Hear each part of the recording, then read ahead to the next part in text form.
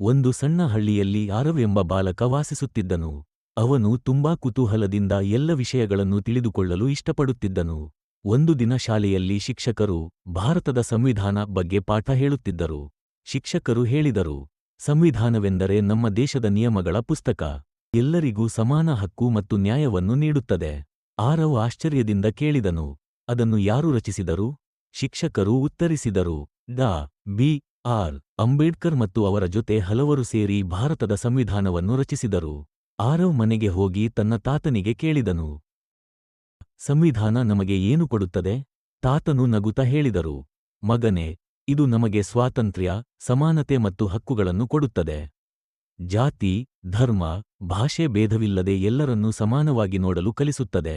ಮುಂದಿನ ದಿನ ಆರವ್ ತನ್ನ ಸ್ನೇಹಿತರ ಜೊತೆ ಶಾಲೆಯಲ್ಲಿ ರಾಷ್ಟ್ರಧ್ವಜದ ಮುಂದೆ ನಿಂತು ಹೇಳಿದನು, ನಾವು ನಮ್ಮ ಸಂವಿಧಾನವನ್ನು ಗೌರವಿಸಬೇಕು.